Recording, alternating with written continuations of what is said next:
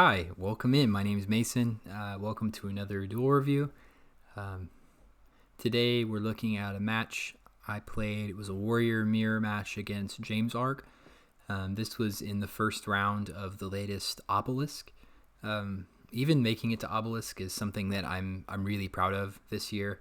That might not be that big of a deal to some people, but from kind of where I started with, if you look at my win rate in general, it's pretty bad. So it just shows, how much I've improved, that I've been able to make it this far. And like I said, it's not a huge achievement to some people, but to me, I'm really proud of it. And so hopefully I can continue to improve from here, and maybe someday I'll get an invite.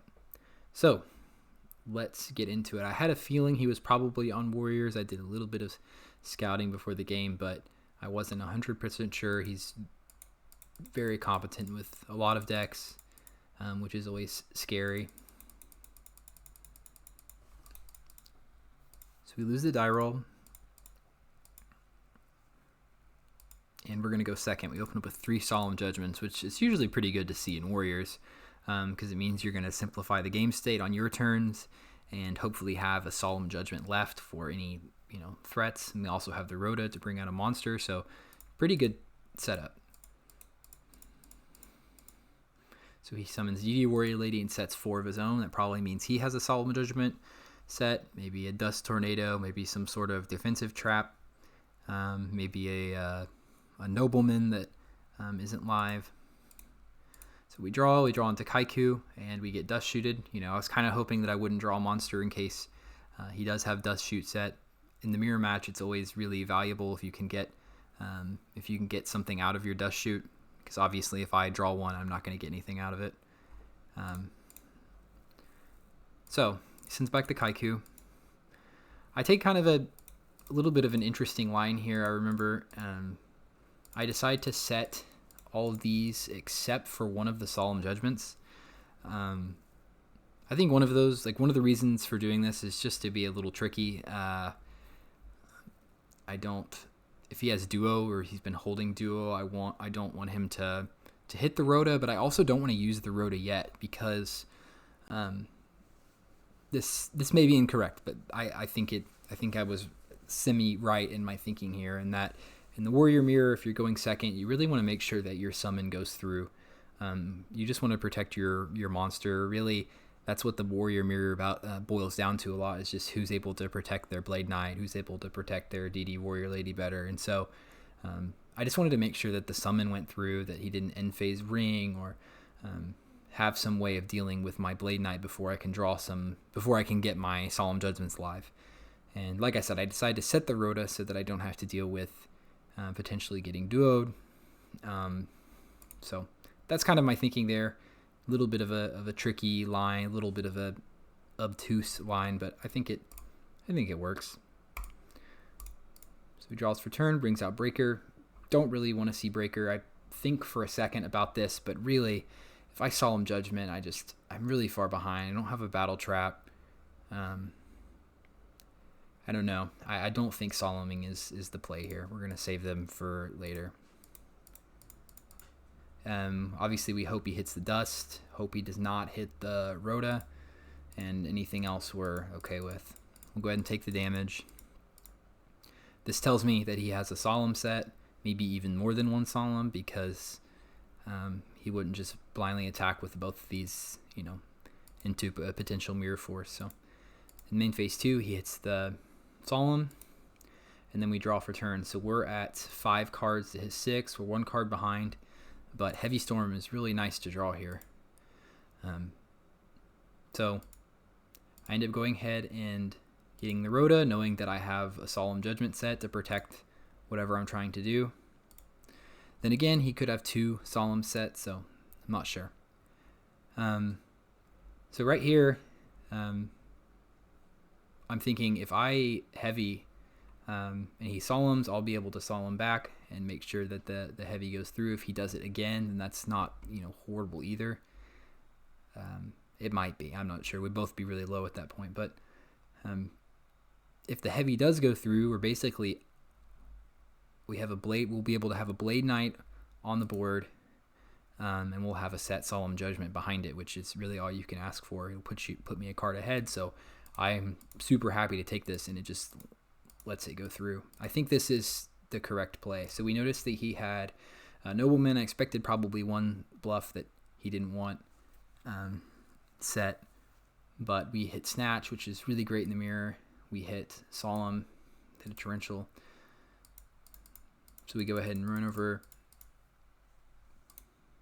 the Breaker and set the Solemn, so we're basically up half a card now.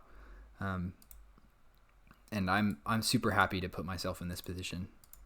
And the heavy obviously set that all up. Being able to set the Rhoda turn 1 also really helps set that up instead of having it in hand initially, because then we wouldn't have the Solemn behind. He trades 1-for-1 with the Blade Knight, which I'm fine with. I'm still up half a card, so I'm content to play the odds, play the top deck game. Draw into Mind Control, which is not what we want to see, obviously. This is something I kind of last minute included in the main deck because I was looking at the Obelisk bracket, and I know a lot of the players would probably be on Turbo. I expected maybe even James Ark would be on Turbo, so I decided to main deck a Mind Control. Little weird, but yeah, and obviously it doesn't help me here, so maybe rethink doing stuff like that in the future. But if, it could be the other way around if I was getting a Dekoichi with this against the Turbo matchup, I wouldn't be too upset. Decided to just hold it. Then we summon a Mystic Swordsman, which is also not good in the Warrior Mirror, but we're still up a card. I don't know. I decided to just hold, I think. I mean, I could summon and get in with some damage. That might not be an awful play. Don't really have a good read on what he could have set. So he brings out Tribe. He probably just drew it because he didn't summon it last turn. And so this card in hand could be Chaos, potentially.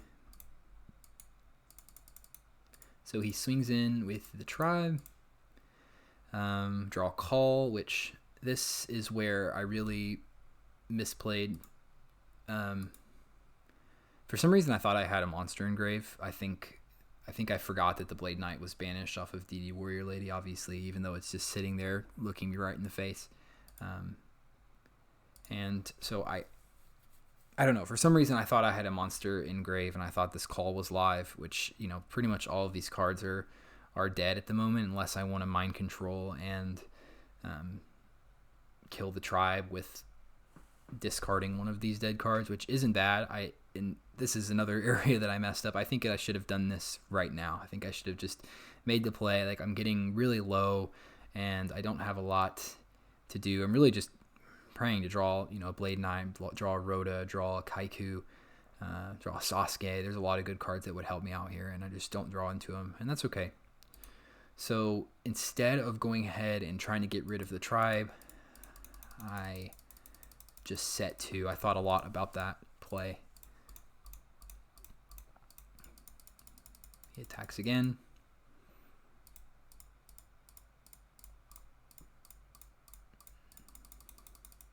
I'm still thinking in my head that this could be Chaos that he's holding in hand, so I know that's dead. We draw Ring, which is another pretty much dead card at this point. It wouldn't have been if I'd have made that play last turn instead of taking that extra 1600. So now it's a little too late, and I go ahead and ditch the Ring, which I don't know if I should have ditched the Ring or the Swordsman, but I wanted to just try to apply some sort of pressure. He battle phase dusts Solemn.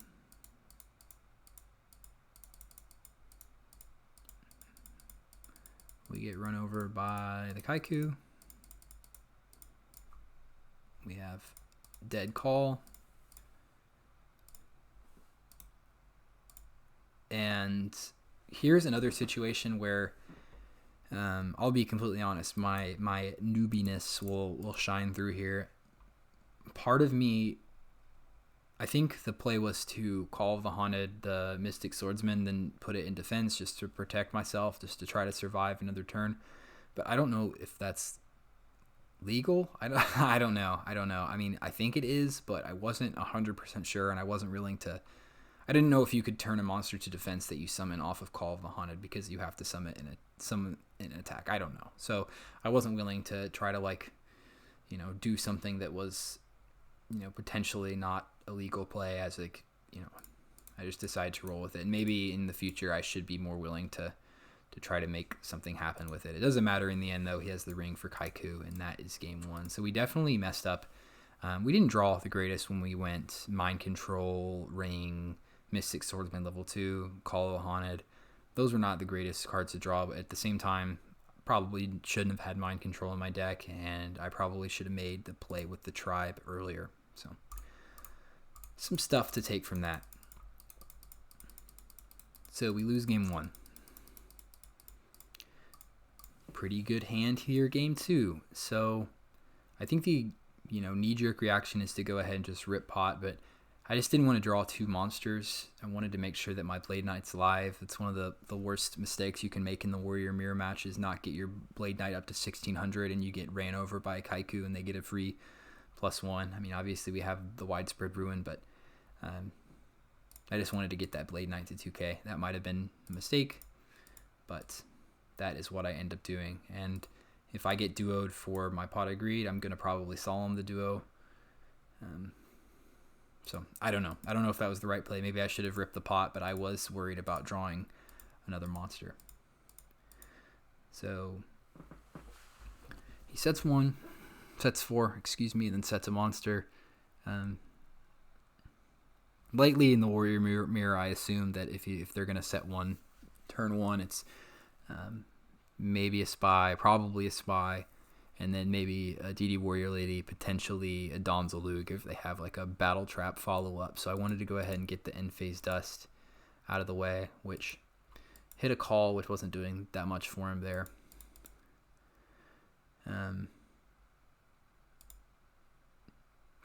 Yeah, I think this was a bit of a mistake, because we draw a monster and then we're kind of left in the same spot that we were last turn, where if I draw 2 monsters, I would be in trouble, but I didn't do it that time. So that's something to work on, is being consistent turn to turn with the decisions that I make, whether or not this whole idea of waiting to not get 2 monsters off a Pot of Greed. I don't know if that's actually, I don't know if the math checks out there on that, like the chances of drawing back-to-back monsters when you already have just drawn 1, but I don't know.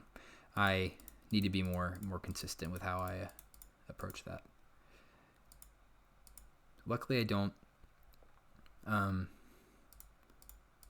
decide to set the ring, and then I could set the premature alongside everything, but I don't want to get locked out of back row, which has happened to me before. Lately, I've kind of had some struggles with that, where I've set too many back row and I've gotten kind of screwed. My Blade Knight gets down to 1600 because I get too many cards in my hand, and then the scenario that I mentioned earlier happens. So I go ahead and set the Spy, run into 2 spies, run into a Spy. I mean, he passes. I think we draw a duo. I say just go ahead and just rip it. He has 2 cards in hand. They're probably doing, and he's probably holding them. We get a Tribe and a Breaker, which is great. I'm happy with that.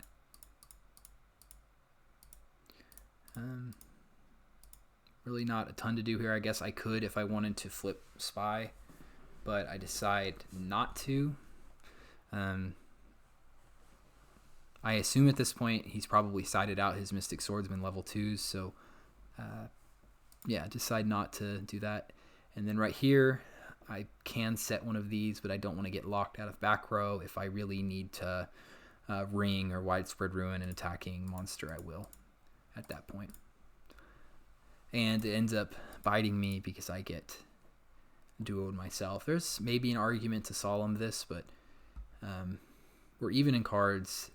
I'm up half a card essentially. I'm happy with my board presence, so whatever. We'll go ahead and just take it and save the Solemn for a more crucial time. Drawn to Tsukiyomi, which I like to side in against the mirror match, and now I decide to go ahead and summon the Spy. I don't know if this was correct either. Not sure what my thinking was. I think one of it was I wanted to kind of diversify my field per se, if that really makes any sense. Maybe I wanted to have one spy face up, one spy face down, just as protection against Tribe potentially, even though Tribe's gone. But he could Primo the Tribe, so or protection against Sasuke. So this is what I decided to do. Not sure if it's correct. Summon the Tsukiyomi, then he pulls Torrential, which I'm trying to think, I'll go ahead and just show. I end up solemning it. I don't know if that was correct, because if I don't solemn it, I'm at 4 cards to his 4 cards, but I'm up half a card because I'm drawing before him. So I don't know. It might have been worth it to actually let this go through and save it for another day, but I decided to go ahead and play the long game with these spies and solemn it. I don't know. I think it's been against players that you think are better than you. Playing the long game isn't always the best idea, but I feel fairly confident in the mirror match, more confident than in pretty much any other matchup with Warriors. So then we draw into Tribe, which makes things a bit interesting. And so basically all my thinking is here is I'm just, for better or for worse, I'm tunnel visioned on getting my second spy face down so that I can Tribe for spellcasters and clear his board while still building up my board presence. I know he doesn't have Torrential anymore, so I go ahead and summon Tsukiyomi to flip down my spy, and then next turn with the plan of summoning Tribe and making that play. Here he summons Kaiku, which I wasn't quite expecting. I think he probably drew this. I'm not sure if I had 2 cards in hand last turn, but so he goes to attack. I thought about this attack for a little bit. There's nothing in Grey that I'm worried about him removing, and the Kaiku's going to die off of the Tribe effect anyway. But did I want to protect my Blade Knight is essentially the question, and I end up letting this go through. I might be playing a little too patient here. I think that maybe I should have gotten rid of that just to keep my Blade Knight on board. I just preached earlier in this video about how important it is in the mirror match to keep your Blade Knights alive, and yet I didn't. So now I go ahead and make the play with the Tribe. Decide to ditch the Tsukiyomi for cost, just to have some nice, consistent follow-up with the DD Warrior Lady. So right here, we would still have a Blade Knight on board if we'd have used one of these. I don't know if it was worth it or not.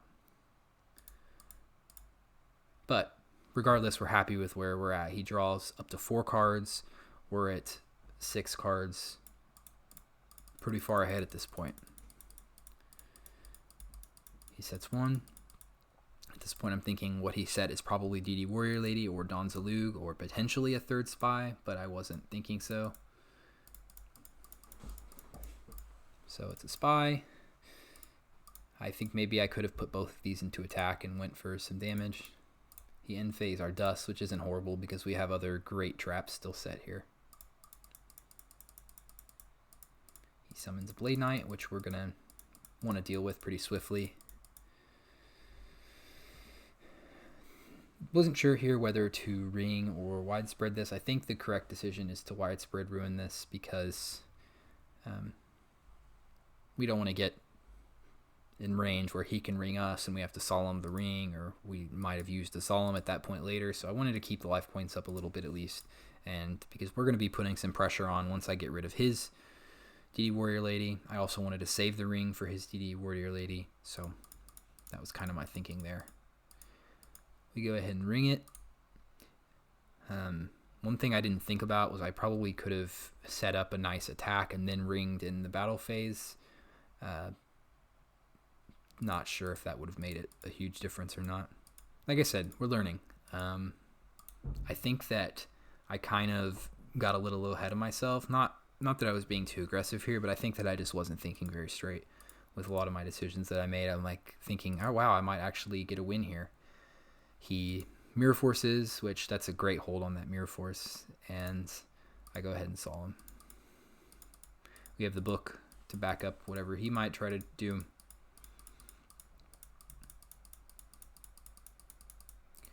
Summons the Blade Knight. I was worried about another... Yeah, I don't know what I was worried about. He attacks, and I let it go through. I should have just instantly booked this Blade Knight when he attacked with it. Yeah, I should have, but I didn't, because I thought I had game regardless. That was it. I thought I had game regardless, but I didn't realize I was 100 short. Draw MST, which is good. I go ahead and just MST that in standby phase, because if he chains it, I still chain Book of Moon onto Blade Knight regardless, and if he decides to ring, I will book. So yeah, and right here I'm kicking myself that I'm like, man, if he draws a monster, if he draws a Rhoda, I just lose. I just completely set myself up to lose right there. But he's gone through quite a few monsters already, and he ends up drawing a Dust Tornado, so that will do it. Really kind of fumbled the bag there at the end. I shouldn't have made it that close. I think I played fairly well up to that point, but that was a big mistake there at the end. Moving on to the big game 3. Not a great hand, quite a few monsters. We get duoed instantly, which is not great, but not the end of the world. So we draw into a Berserk Gorilla. A lot of options here. We could... Sorry, 1 second. Yeah, I don't plan on editing these videos, by the way, so these pauses you'll just have to skip through. I'm sorry. Okay. So we have quite a few options here. I could attack and book the Zumbira, but if he sets a battle trap, then I could be in trouble. I don't know what he has set there. I assume maybe something defensive, but I don't know. We could go Exiled and just pop it. We could go Breaker and pop the back row, then set the Book of Moon to get the Zumbira face down when he attacks next turn.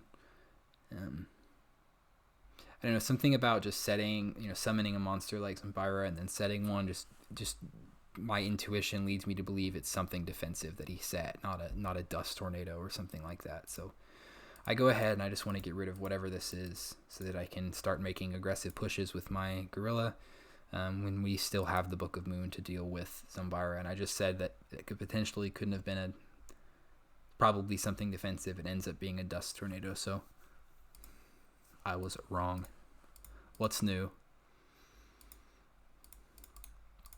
So this is not a horrible spot to be in, but it doesn't feel great either. If he summons another monster, we're kind of in trouble, but I don't know. So he brings out Mobius, which I was surprised to see. I don't know. I've always been convinced that Mobius is not very good into the Warrior Mirror match, just because most of the time its summon is going to get Solemns, and you're losing one of your, power cards. Like this Zumbira could just have been, a real problem. But he summons Mobius. I book it. He sets one. And see, part of me is thinking that if, he probably would have set something defensive turn 1. If he did, I'm still stuck on that for whatever reason. So I decide let's just get aggressive here. Let's push in for some damage. And we run into Ruin.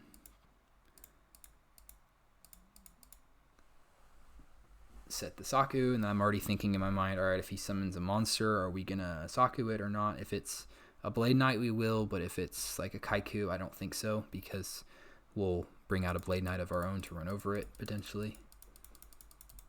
And then if he has an answer for the Blade Knight, then we'll Saku the Kaiku next turn. Gets rid of both lights, which I think that makes sense.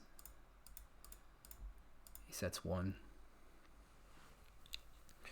This is the second time I've done this where I just rip the MST right off of drawing it.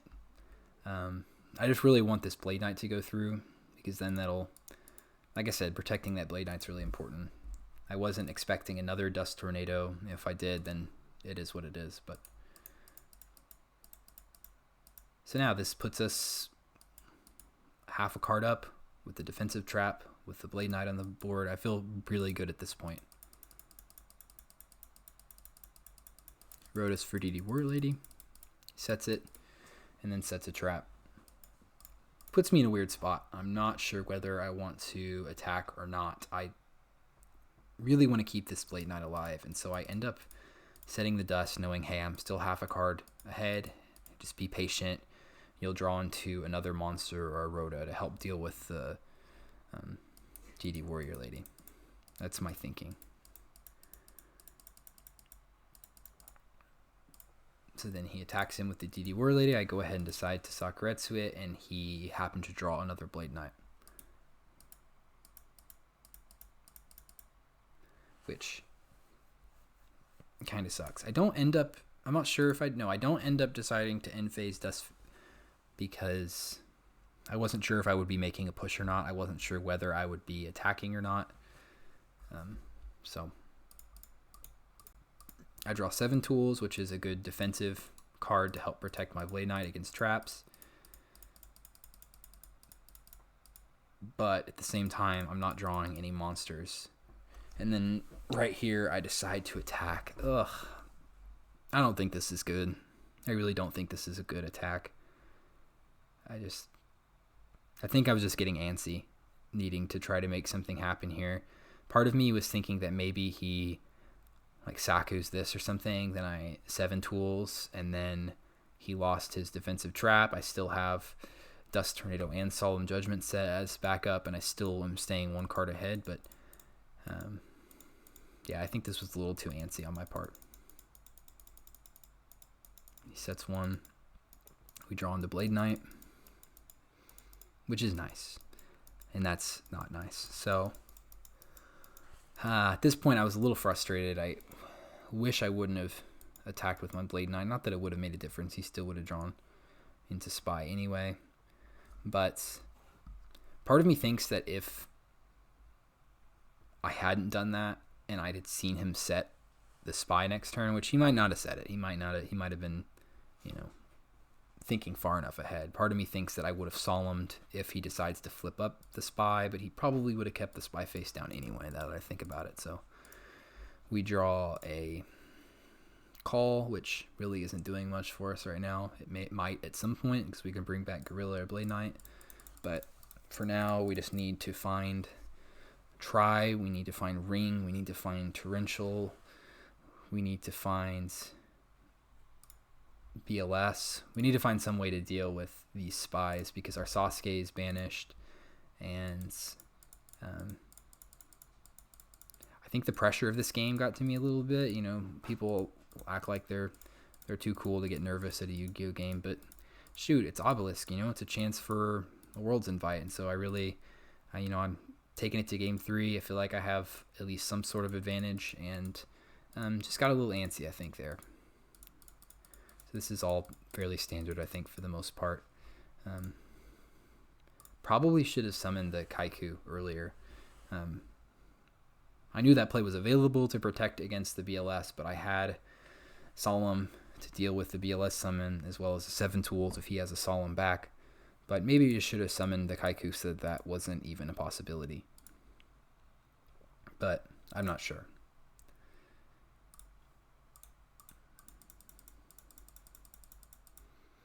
Right here, we're in one of those situations where my Blade Knight's at 1600. I should have summoned Kaiku right there, I think. And see, it comes back to bite me, because that Kaiku of his would have been irrelevant, and I wouldn't have had to waste a Mirror Force on it. That felt really bad. I remember at this point starting to feel like the tide was starting to turn back into his favor a little bit, which was kind of frustrating. That kind of explains the in-phase Dust Tornado, and just, not amazing. I draw a ring, which will help us deal with one of the spies, but I hate ringing one spy. It feels horrible. And I'm just not drawing anything to deal with these spies. So I bring out the Kaiku of my own. He exiles for the Blade Knight, which I'm a little curious about that. Not 100% sure why he did that. Then we draw into Tribe just after we summon the Kaiku that we've been holding. I think that's part of the reason I might have been holding the Kaiku as well, is, hey, if I draw into Tribe, I don't want to lose it, because it's pretty valuable at this point in the game. Do you just rip the Tribe here? Because if I go Tribe, ditch the Widespread Ruin, I'm at 6 cards to his 6 cards, and he'll be 1 card ahead. Yeah, this I remember this specifically, thinking that there's a way I could potentially line up game here, because we have a ring, we have a call to bring back something. So I was just so frustrated about this Kaiku being here, but because part of me was thinking, if I go Tribe, discard Widespread Ruin, I lose my Kaiku, he loses both of those. I do 1,600 plus, so that would be 4,600 if I bring out something with the call, and then ring something in the end phase, and Solemning or 7 Tools anything that tries to stop me. And I don't know. I think that was a little bit idealistic, and that's my thought process. I'm just explaining what was going on in my head at this time, thinking, hey, I might have some sort of game shot here. I'm starting to lose the grip of this game, and I didn't need to be thinking like that. I didn't need to be being so aggressive. And maybe I did have game. I'm not 100% sure, but I remember just blundering this here. So let's see. I just don't do anything. I thought I went for it, but I remember I guess I just didn't. And at this point I draw into Premature, which, but now I'm clogged in the back row department, and I just absolute blunder here. So I go ahead and go for it now, and he torrentials.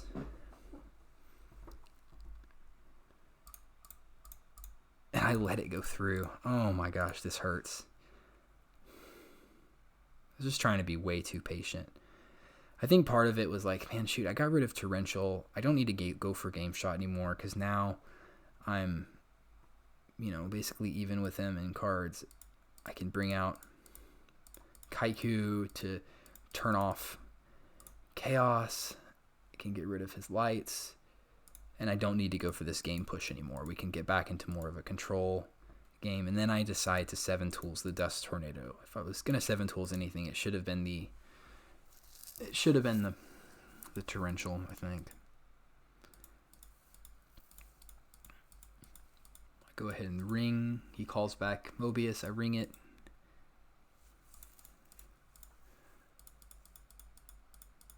And then do this. And, at the end of the day, I'm not in a horrible spot, but I'm basically at 4 cards to his 5 here, and I need to deal with whatever he brings out with both Solemn and Sakuretsu. And yeah, this is where I really think I fumbled the game.